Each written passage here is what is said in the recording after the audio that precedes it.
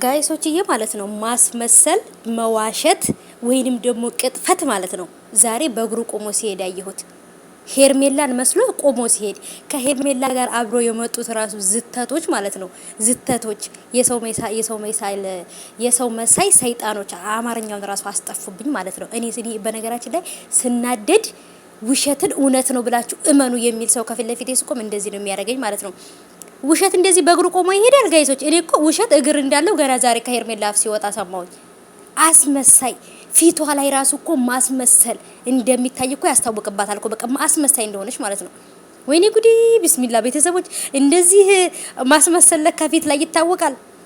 እንዴት ናችሁ? ሰላም ሰላም ብያለሁ። ሰላማችሁ ይብዛልኝ ባላችሁበት። ተንቀለቀልኩባችሁ፣ ተቀጮኩባችሁ ማለት ነው። የነሱ ጩኸት አንሶባችሁ ደግሞ እኔም ጨመርኩባችሁና ብቻ ግን ምሽታችሁ እንዴት ነበረ? ምሽታችሁ እንግዲህ ሰላም እንደሆነና አሪፍ እንደሆነ ተስፋ አደርጋለሁ።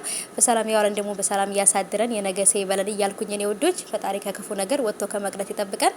ፈጣሪ ከክፉ ነገር ይጠብቀን፣ እኛንም ከክፉ ይጠብቀን፣ ክፉ ከመስማት መጥፎ ከመስማትም ይጠብቀን የኔ ውዶች ማለት ነው።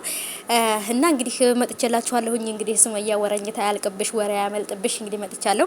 በነገራችን ላይ ስራ እየሰራው ነው። ስራዬን አቋርጬ ነው አሁን ቪዲዮ እየሰራውላችሁ ያለሁትና ምክንያቱም በቃ ቪዲዮውን ሳይ ደም ይፈላና በኋላ እሰራለሁ ምናምን ብዬ ራሱ መተው አልቻልኩም ማለት ነውና ውዶቼ ነገሩ ከነከነኝ። እናንተ መረጃ አለን። ሄርሜላና ኤፍሬም ናቸው አንተን እንደዚህ እንድትታመም ያደረጉህ እና ይሄንን ቮይስ በስልክ አዳምጠውና ለተመልካቾች ማዳመጥ ወይንም እንዲያዳምጡት ከፈቀድክልን ያዳምጡታል እና እነሱ ናቸው ምናምን። እኔ እኮ ምለው ማለት ነው ጋይሶችዬ፣ ኧረ ተው የራሳችን ጥፋት እንደሆነ እያወቅን ጥፋተኞች እኛ እንደሆነ እያወቅን እንዴት ነው የኔን ጥፋት ወስጄ ለሌላ ሰው ልጥፍ ላደርግበት የምችለው? ይቆያል እንጂ እኮ እውነት ይወጣል እኮ አለ እንዴ ጋይሶችዬ።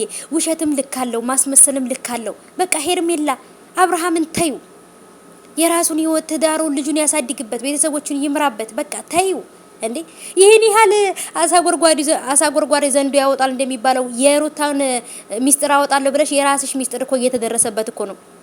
ሄርሜላ የሰውን ጉድ አወጣለሁ ሲባል የራስም ጉድ መውጣት አለ። ተጠንቀቂ።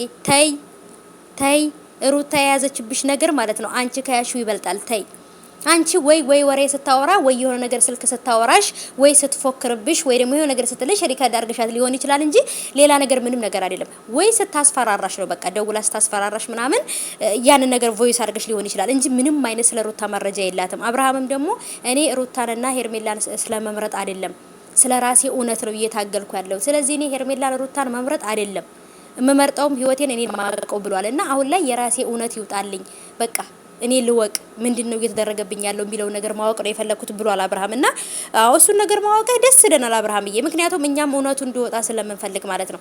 እናንተ ግን ሩታ ሄርሜላ አስመሳይ